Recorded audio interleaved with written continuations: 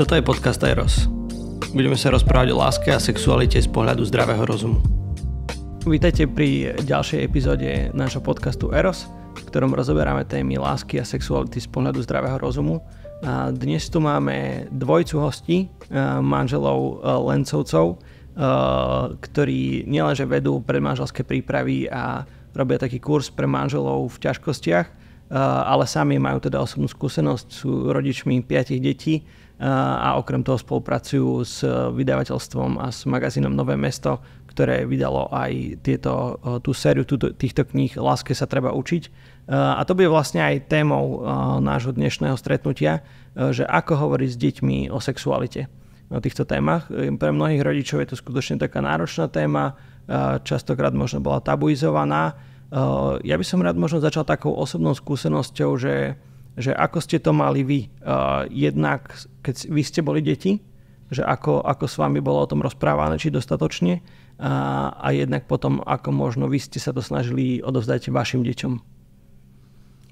Moji rodičia boli veriaci, aj svoje manželstvo, aj výchovu detí brali veľmi zodpovedne, takže viem, že čítali mnoho kníh, aj sa o tom medzi sebou rozprávali a podobne.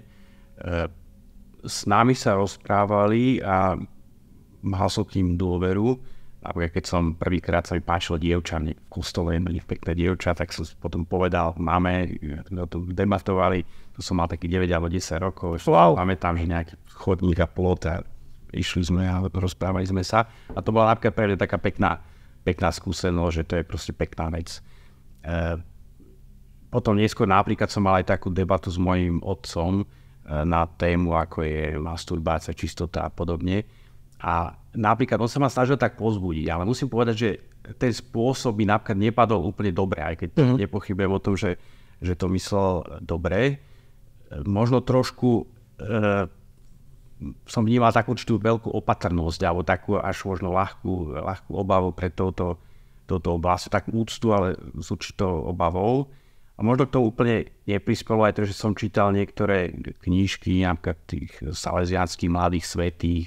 To si sa pamätal vetu, že radšej zomrieť ako zarešiť a podobne. A myslím, že toto je taká vec, ktorá hlavne pre ľudí, ktorí sú možno trošku citlivejší alebo úzkostlivejší, tak také príliš silné vyjadrenia na nejaké morálne témy môžu narobiť aj škodu. Že treba ich vysvetliť. Treba ich vysvetliť, treba povedať pravdu, ale treba to hovoriť citlivo, čo tiež pravdopodobne sa nie vždy, možno v tých verejných roznietených diskusiách sa to nie vždy úplne podarí. Ďakujem.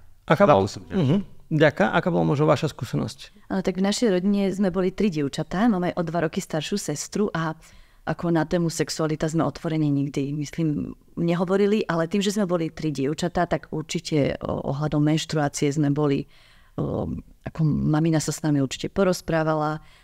Pamätám si, že v období asi tých 12-13 rokov mi dala takú knižku nejakú o dospievaní, takže som si čítala z knižky.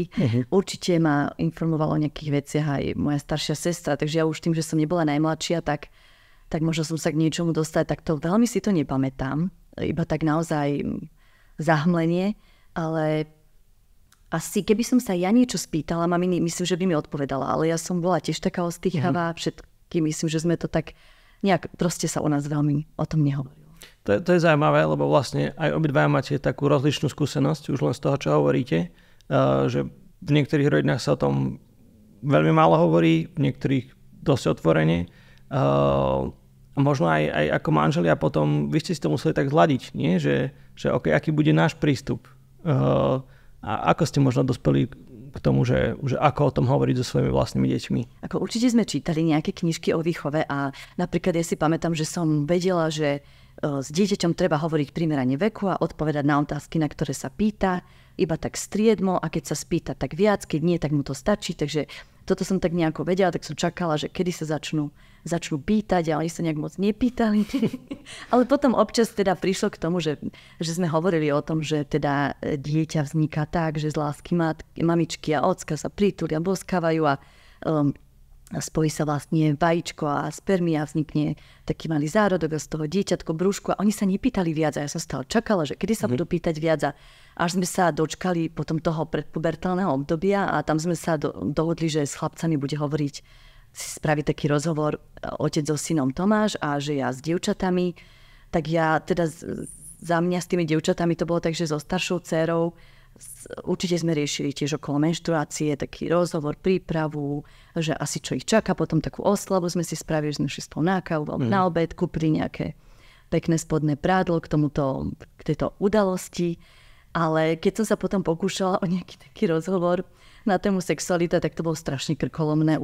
Že ona mi ešte včera hovorila, že si pamätá, že som používala nejaké také výrazy zvláštne, že som sa nejako hanbila vyjadriť, že to bolo také strašne, to bolo akože krkolomné, nervózne možno. A pri druhej dcére som zase stále čakala, že kedy teda niečo sa ona bude pýtať, kedy budem o tom hovoriť, až sa mi zdá, že som to nejako prešvihla. Že už má takmer 13 a už mám pocit, že všetko asi vie. A takže toto mi tak nejako ušlo, ale zase pri najmladšom synovi som si hovorila aj vďaka týmto knižkám, že veď sú od 4 rokov, ideme od 4 rokov čítať, tak sme ich čítali a ja, že ako všetko už vie a v 6 rokoch som sa ho spýtal, že či vie, ako prichádza dieťa na svet a ak sa teda počnial, že nie, tak je, že je, minul si to vlastne vôbec nejak tak nezapamätal, že to šlo pomimo neho. Naozaj si odchytil z toho len to, čo chcel a keď som mu to potom teda aj povedala, tak sa mi zdalo, že ľahšie sa mi to hovorí 6-ročnému ako 13-ročnej dcére, že som nebola v takých rozpakoch, menších teda. A dneska som sa ešte ráno pýtala, že či si to pamätá a on o tom nebude hovoriť, lebo to je strašne nechutné. A ja že to je také pekné, že môžeme mať vlastne mamička s ockom deti, že či by chcel aj on, že on by chcel iba 2 alebo 5, ako my, to je hrozné. Ale keď sa poboskáme, tak ho zakričí, že nemuckač. Áno, že ho to nejako strašne vývojová fáza, nie? No, vy to hovoríte tak s úsmevom, ale to môže byť aj také náročné, že pre mnohých rodičov, podľa mňa, ktorí nás možno aj počúvajú, alebo mladými ľuďmi, ktorí sa stávajú rodičmi, chcú stať rodičmi, že aj z toho, čo vy hovoríte, nie je to úplne také ľahké. Hej? Že ako keby, kde ste zobrali vy takú odvahu vôbec o tom hovoriť, lebo presne človek sa aj cíti trápne, aj možno už len v tom staršom alebo tínedžerskom veku už mu aj tie deti dávajú pocítiť, že už proste out of date, ako sa hovorí, že proste je mimo troška a možno tí spolužiaci to vedia lepšie alebo neviem čo. Že kde ste vy nabrali takú odvahu o tom hovoriť? Ja začnem najprv takým nesmelým presvedčením alebo nesmelou nádejou, že možno najviac pre deti v tejto oblasti tu urobili tým jednoducho, že sme veľa investovali úsilia do nášho manželstva. Sme boli veľakrát na rôznych stretnutiach pre manželov, aj sami sa na tom podielame, takže naše deti to vedia a tým pádom vedia, že manželstvo je pre nás dôležité. Potom druhá poznámka, to, že sa človek niekedy cíti neisto, trápne, to je normálne. Okrem iného to znamená, že človeku na to záleží. Keby nezáležalo, človek to len tak vytasil od rukáva, tak to asi tiež nie je niečo úplne v poriadku. Ja napríklad jedným zo synov, keď som skúšal hovoriť o takých veci ako že polúcia, masturbácia a podobne, snažil som sa tak veľmi citlivo, možno aj podľa tej svojej detskej skúsenosti z detstva, že možno priznať aj nejaké svoju určitú krehkosť tejto oblasti, ale že sú to veci, ktoré naozaj človek môžu zaviesť nejakým smerom, nejakú zlozvyku a niečomu menej dobrému. Tak som sa snažil tak citlivo, ale naozaj s tým pocitom neistoty. A to chce takú pokoru, nie? Lebo že presne, že mali sme tu pred nejakým časom Jana Balážiu v tomto podcaste a on hovoril presne o tom, že pre rodičov je ľahšie ako keby hovoriť z pozície, že čo by deti mali, aby poslúchali, ale že priznať nejakú vlastnú krehkosť, to stáva rodiča do takej neistej pozície v niečom, že to chce takú odvahu. Hej. A možno treba aj prijať to, že každé dieťa má ako keby taký nejaký svoj súkromný priestor a napríklad jedno z detí vyslovene odmietlo.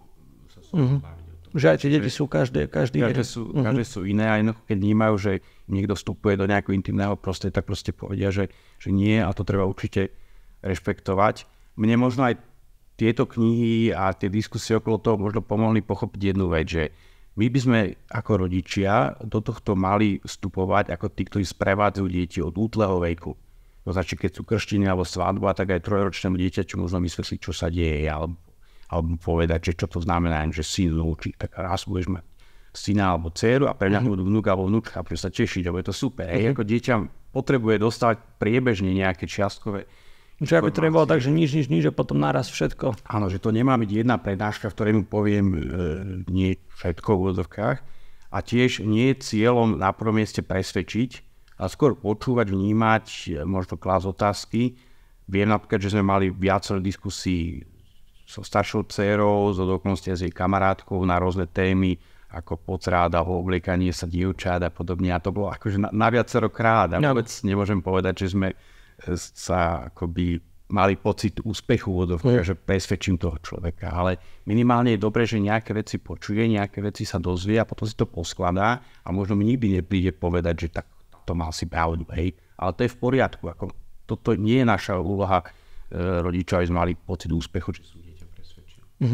Možno čo mi k tomu napadá je, že však aj dnes je veľká téma sexuálna výchova a aj z toho, čo hovoríte, že presne niekedy je to aj ťažké, niekedy sa možno človek pomýli, musí ísť mimo svojej komfortnej zóny, tak niečom sa to tak ponúka, že však je to ľahšie, že tak necháme to na učiteľov, nie? Že proste zavedieme tú sexuálnu výchovu v školách a tam to budú riešiť tí odborníci, ktorí to študovali a vedia o tom, ako majú hovoriť a my sa tak akože nechcem povedať, že zbavíme zodpovednosti, možno trocha aj áno. Čo si o tomto myslíte? Ja by som chcela povedať, to je veľmi také, na čo som chcela zareagovať, lebo podľa mňa to môže byť aj dobrým impulzom, keď dieťa príde s tým, že čo sa v tej škole vlastne dozvedeli, že sa môžeme o tom ďalej rozprávať. A s našou najstaršou dcerou prišiel ten okamih až v 3. ročníku na gymnáziu, matky Alexie. Asi kvôli covidu som tak rozmýšľala, sa k tomu nedostali skôr, lebo že v 1. ročníku prebieha takáto výchova. A bolo strašne pekný rozhovor z toho, taká vzácna chvíľa, lebo naozaj sme si prešli všetko. Od potratovej tabletky po ani neviem vlastne, ale strašne veľa, bol to veľmi otvorený rozhovor, takže ja som bola vďačná za to, že práve s tým prišli v škole a že my sme mali potom možnosť o tom hovoriť ďalej doma. Že beriete to, že ako impuls, aby na prehlbenie toho vzťahu s deťmi, ale že tam asi musí byť už vybudovaná dôvera predtým, nie? Áno, že... áno. Možno by to nezačalo hovoriť, že mali sme to, ale áno, keď je tá dôvera, tak o tom hovorí. Ale bolo to také prirodzené, že to dieťa sa pýtalo, nie, že ja vidím z niečím, že idem ti niečo povedať. To je také neprirodzené, trošku sa mi stáva. Tiež možno asi ako u ktorého dieťaťa, ale mi sa to tak veľmi neusvedčilo, to naplánovaný rozhovor, ale keď to vidie takto zo situácie, je to úplne super. Aj sa na to nepotrebujem psychicky chystať, som vlastne zaskočená a tým pádom viac prirodzená. Myslím. Rozumiem. A predsa aj tieto knižky, ktoré vlastne vydalo vydavateľstvo Nové mesto, za ktorým stojí Hnutie Focolare, ktorého ste súčasťou, tak nenazvalo tie knihy, že sexuálna výchova, ale láske sa treba učiť. Prečo? Myslím, že taká hlavná myšlienka tých spoluautorov je celostný pohľad na človeka a na tú úlohu raz v láske. A tak tie knižky vlastne x-krát v rôznych formuláciách proste opakujú základnú myšlienku, že našu telesnosť sme dostali ako dar, naše emócie, našu schopnosť sa zamilovať a podobne sme dostali nejaký dar, ktorý sa postupne učíme používať a správne usmerniť, naučíme sa ovládať a neskôr má vyústiť do vzťahu, ktorý darovaním sa, nie je sebectvom a ktorého konečnom dôsledku aj sa stávame potom rodičmi, mamičkami, oteskami. Takže táto celostná predstava, že proste telo, emócie, duchovná sféra, psychická sféra, to všetko má ísť dohromady, je veľmi vyslovene takým základným bodom tej knižky, je to alebo kresťanský pocit a pohľad. A keď sa hovorí o sexuálnej výchove, niekedy je sklon to vnímať, že teraz dáme nejakú sadu nejakých technických informácií, čo robiť a čo nerobiť. A myslím, že to je presne to, čo nechceli urobiť autori. No, vy ste povedali, že to je kresťanský pohľad, ale bola tam aj taká kontroverzia o tej knihe, teda, že cirkev, alebo teda niektorí cirkevní predstavitelia vznesli nejakú kritiku voči nej, tak ako to vlastne je? Že myslíte si, že cirkev podporuje hovoriť vôbec o týchto témach a hovoriť o sexualite, o vzťahoch, alebo je tam nejaká bázeň, alebo nejaký strach, ako to vy vnímate? Ja by som tú bázeň vnímal v tom, že bojíme sa hovoriť o veciach civilným jazykom. Jazykom, ktorý sú schopní ľudia dnešného sveta vnímať a asi je férové povedať, že k ním máme počítať až naše deti, lebo oni veľa vecí dostanú cez školu, cez kamarátov, cez filmy a podobne. A tá bázeň samozrejme je oprávnená. Tá kontroverzia v podstate vznikla z nedorozumenia, že táto kniha, alebo tieto knihy boli považované za učebnice. To nie sú učebnice. Hej, to je v každej knihe je vložená aj príručka pre rodičov, čiže to je vyslovene návod pre rodiča, ako má sprevádzať svoje deti týmito témami. Tieto otázky sa potom neskôr vyjasnili, čiže vlastne cirkev potvrdila vlastne ten koncept autorov, že toto nemá byť teda knižka, ktorú dám dieťaťu do ruky, ako hovorila Katka, teraz prečítaj si, ale toto si ja najprv prečítam a odsúdim, čo je vhodné, v ktorom veku použiť. A k tomu tá kniha dáva naozaj tá príručka pre rodiča dáva určitý návod. Vlastne, ak to správne chápem, tak kľúčové aj pre cirkev, ak som správne načítal tú kritiku, je vlastne to, aby vždycky tú primárnu rolu zohrávali rodičia. Že aby to nebolo, že sa tu teraz budú šíriť kadejaké materiály a budú si to mladí medzi sebou nejak sami interpretovať, ale že vždycky, keď rodič sprevádza to dieťa, že to je dôležité. Áno, lebo rodič vie vlastne primerane tej povahe toho dieťaťa aj tomu veku a situácii, v akej je možno skôr odhadnúť, čo a kedy povedať. V tej časti pre rodičov sa vyslovene spomínajú dve najväčšie chyby v tejto oblasti, nazvime to vzťahovej výchovy. Prvej nazývali to autori jednosmerná výchova, ale tým sa vyslovene myslí, že škola poskytne dieťaťu nejaké informácie a rodičov sú vybraní mimo hry. A druhá chyba je veková neprimeranosť. Toto sú z ich pohľadu dve hlavné chyby.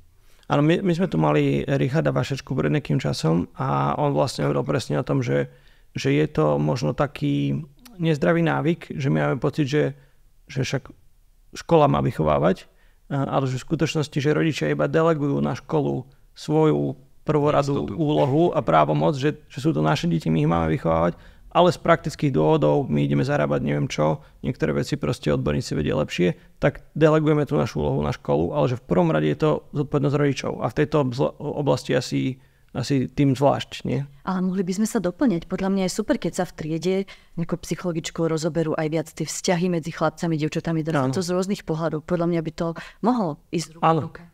Určite. Ale že tí rodičia proste ako keby, presne ako ste povedali, že nemajú byť od toho procesu odrezaní alebo odčlenení, že štát teraz niečo povie, dá nejakú sexuálnu výchovu a bodka. Že ten dialog medzi tou školou a tými rodičmi je dôležitý.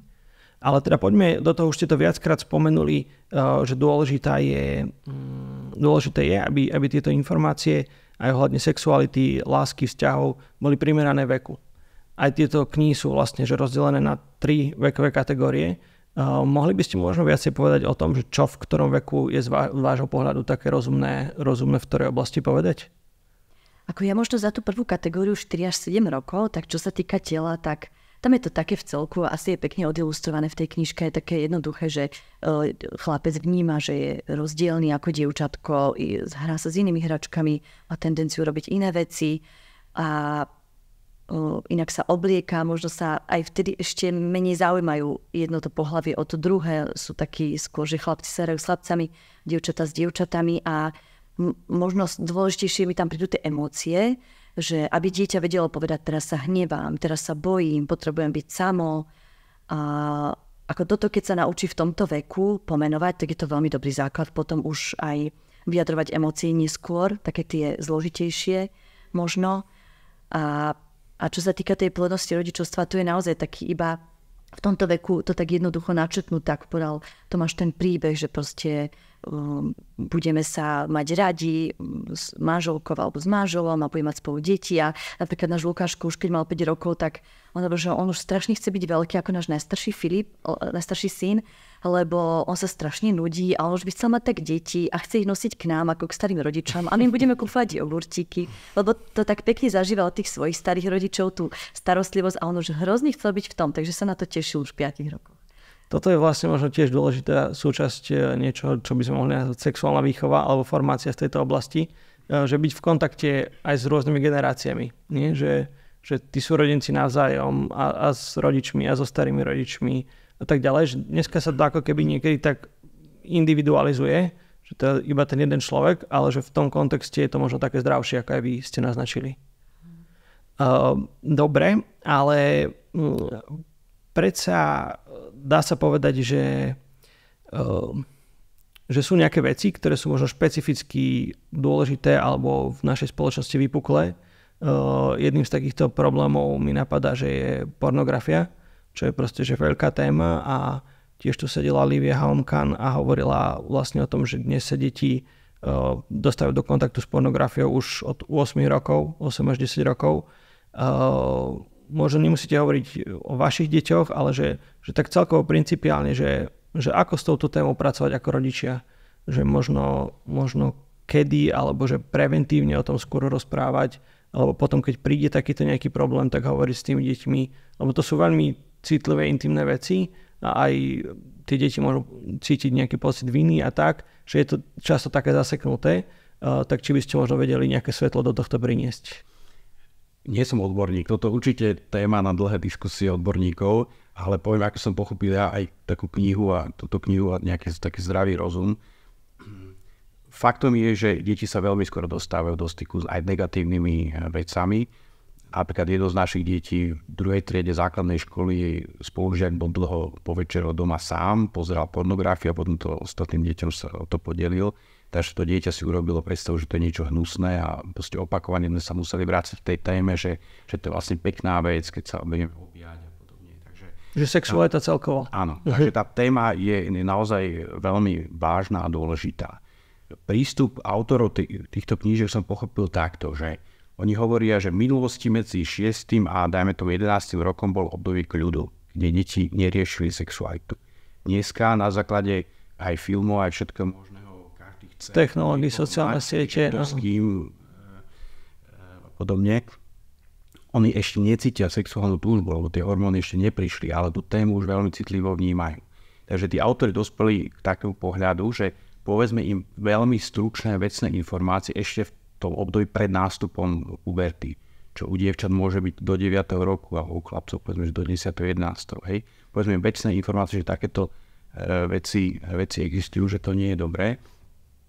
A potom neskôr v závislosti od nejakej vnímavosti rodičov, či to je problém, nie je problém, tak nech sa ide potom ďalej, možno aj s odborníkmi alebo s ďalšou literatúrou. Takže určite je to vážna téma aj pre odborníkov, ale hlavne pre vnímavosť rodičov, či to moje dieťa rieši alebo nie. Ale vedieť by o tom malo ešte pred nástupom puberty.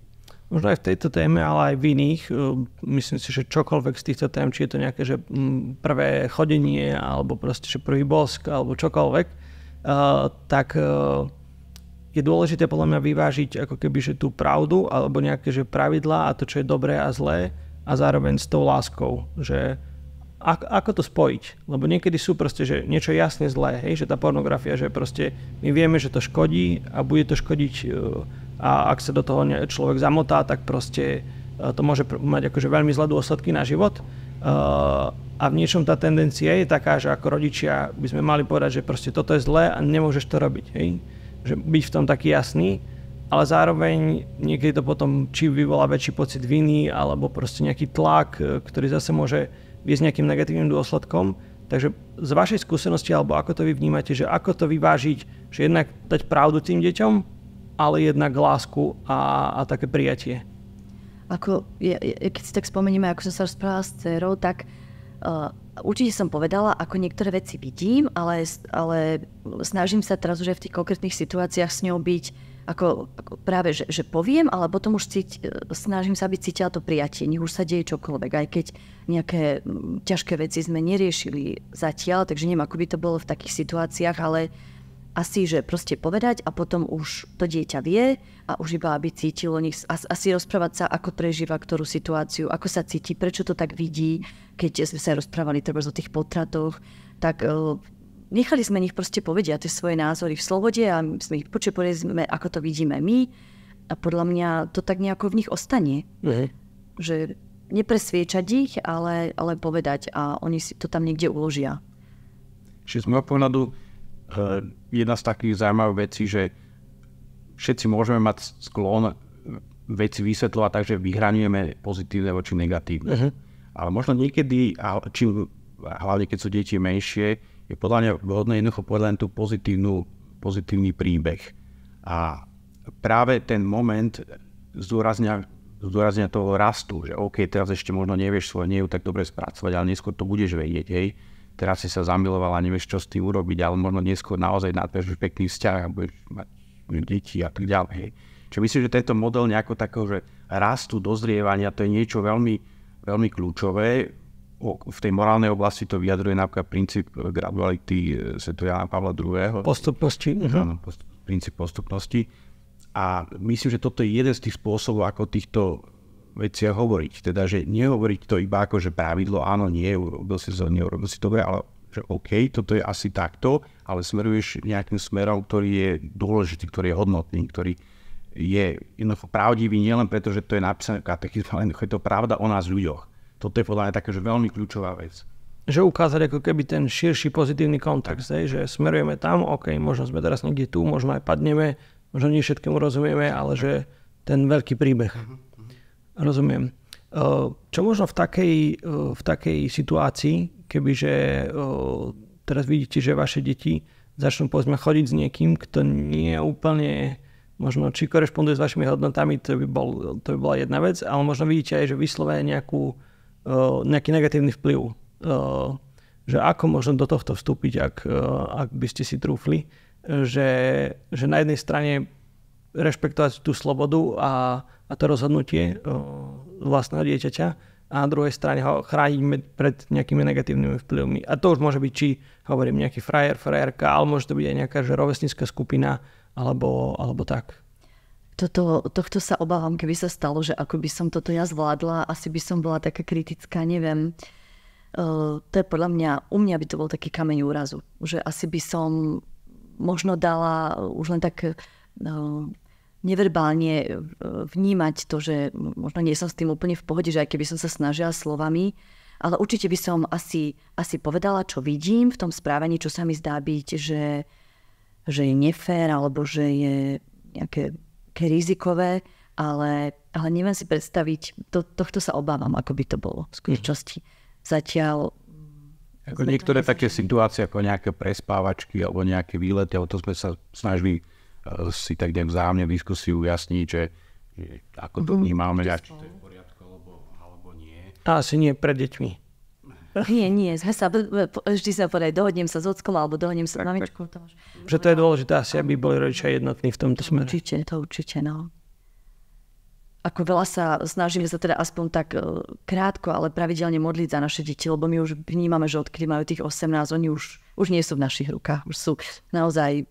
Snáď veríme, že dostali nejaký ten základ a že už sa môžeme za nich modliť a ako naozaj niekedy len tak povedať s láskou, ale už cítime, že sú takí samostatní. No to som sa chcel vlastne opýtať, že vy teda zdôrazňujete tú slobodu a zodpovednosť, ako keby, že vy ako rodiče zasievate niečo a tie deti niečo si z toho zoberú, niečo možno nie, niečo možno budú mať nejakú takú revoltu, ale neskôr to pochopia, alebo čokoľvek. Ale že to tiež musí mať nejakú postupnosť. Že 7-ročnému dávate asi menej zodpovednosti a slobody ako 10-ročnému, ako 15-ročnému a potom ako 18-ročnému dospelým ľuďom. Tak možno, že ako nájsť v tomto takú múdrosť. Takže že čo kedy vlastne dovoliť, lebo to je vlastne to náročné. Ako to asi podľa toho tlaku toho dieťaťa, lebo keď niekedy niečo chceme zakázať, ale ono sa veľmi búri, tak vtedy to prehodnocujeme. Lebo každé dieťa, tým, že aj iné, napríklad nejaké tie prespávačky a tak možno my sme vždy skôr, možno je trošku viac povolili a verili, že to všetko dobre dopadne, ale poisťovali sme sa tým, že sú tam nejakí dospelí rodičia. Ako určite sme povedali, že pokiaľ tam nebudú dospelí rodičia, tak proste sa nedá. Zase cez niektoré veci sa nedalo. A to sa bavíme o akom veku? To napríklad, keď bolo 13, 14, 15. Uh-huh.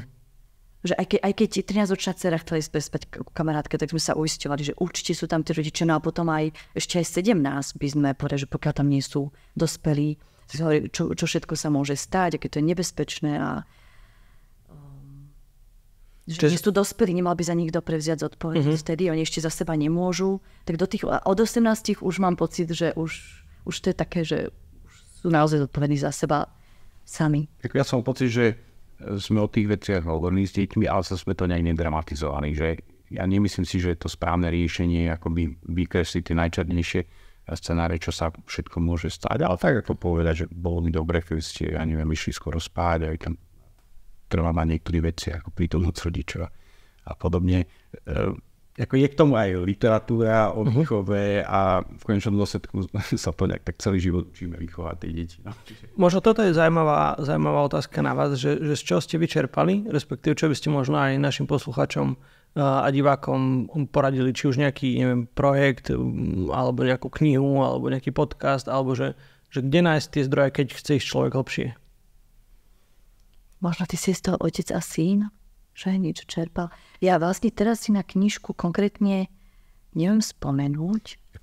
My sme možno čítali veci tak trošku útržkovite, to značí aj všetky články na internete o výchove, keď sme mali nejaký problém, takže sa napríklad ozvali známej psychologičke, nám poslala nám návod na nejaký sadu článkov a ukázalo sa o týždeň, že to nie je také horúce, ako to vyzeralo na začiatku. Registrujem rôzne knižky, napríklad listy rodičom, to viem, že ešte moji rodičia prekladali a prepisovali napísať sa strojí za socializmu, alebo ja som čítal niekoľko kapitol z také knižky Spoľahlivá cesta a tam je napríklad aj taký pohľad, čo aké tie hormóny a biológiu a podobne na tie veci, ktoré tiež robia ten obraz tej ľudskej lásky a sexuality takým plastickejším. Možno nie je tak úplne také čierno-bielý, ale nejaké obohacuje to chápanie, takže z rôznych strán sme sa snažili si urobiť nejakú predstavu. Sú aj ďalšie ako kresťanské knižky na tému tej vzťahovej výchovy, napríklad Anna Ješková s kolektívom. Ešte som si spomenula, že aj knižku máme Výchova chlapcov a veľká kniha o rodičovstve. Myslím, že to boli také, čo sme pred pár rokmi čítali a teraz ako podcasty veľmi radi počúvam napríklad aj ľudskosť a tam sa k týmto témam dá dostať. A efektívne rodičovstvo. Áno, veď my sme absolvovali vlastne kurz efektívneho rodičovstva. Ja som veľmi zabudla. To bolo pre nás veľmi prelomové. Aj teraz vlastne Renátka Celková zase napísala tú knihu Mladým pravdu. Tam zase tiež niektoré tie, možno aj tie kontroverzné témy vysvetľuje. Takže že sú materiály. To som napríklad čítal, hej, to je zaujímavé. To je v podstate taký súbor, naozaj kvalitný súbor informácií na túto tému. Možno taká posledná vec, čo mi napadá je, že či ste vnímali alebo vnímate nejakú rozličnú rolu ženy, matky a otca. Aj v rozprávaní možno o týchto témach. Že či je to tak možno aj vo vašom prípade tak archetypálne, že muž je taký, neviem, viac má tú disciplínu a žena viac ponúka to prijatie tým deťom, možno aj v takých nejakých ťažkých témach, alebo to máte práve, že opačne, alebo že či proste tam vnímate dôležitosť ako keby prítomnosti oboch týchto aspektov, aj toho ženského aj mužského. Ako určite, my to máme určite naopak, lebo ja som tá prísnejšia a to môže ten taký miernejší, benevolentnejší a snažíme sa v tom tak nejak doplňať a zjednocovať. A určite myslím, že deti môžu vnímať, že ja sa snažím vytvárať takéto teplo domova, tú harmóniu a Tomáš zase robí všetky tie praktické veci v domácnosti, ale zároveň také upratovanie si delíme všetci tak nejako spravodlivo, že oni vidia, že aj Tomáš vysáva a upratuje a kuchyňu riešime spolu aj s deťmi, ale zase také, že rúbanie dreva si berie Tomáš na starú s chlapcami a my možno umieme terasu a niečo v záhradke, tak určite to máme podelené. To by asi tak prirodzene malo byť. Možno ešte doplním, že aj z tej mojej skúsenosti vyplýva, že predsa tá dôvera k tej mamičke je o niečo vyššia. Ja som sa tiež obrátil s prvou otázkou na moju mamu, ale napríklad jeden zo synov za mnou prišiel s nejakým, nazvime to problémom, sa spýtať a poradiť. Takže myslím, že to je také prirodzené. Áno. A možno aj individuálne. V každej rodine to funguje troška inak. Ďakujem vám veľmi pekne, že ste sa prišli podeliť aj s vašou skúsenosťou, aj teda, že sme mohli porozprávať o tejto knihe Láske sa treba učiť. Veríme, že aj vám, milí diváci, to pomôže možno a povzbudí vás aj ďalej ísť do týchto tém a čerpať, pretože skutočne možno prvoradá úloha v tomto smere je na rodičoch a je tam aj tá zodpovednosť sa v tom nejako možno posúvať. Takže ďakujeme aj vám, že ste nás pozerali a ďakujeme vám, že ste prijali pozvanie. Ak by ste nás chceli podporiť, tak môžete tak urobiť svojim dárom na účet, ktorý nájdete pod týmto videom alebo pod podcastom. Ďakujeme, že ste s nami. Toto je podcast Eros. Budeme sa rozprávať o láske a sexualite z pohľadu zdravého rozumu.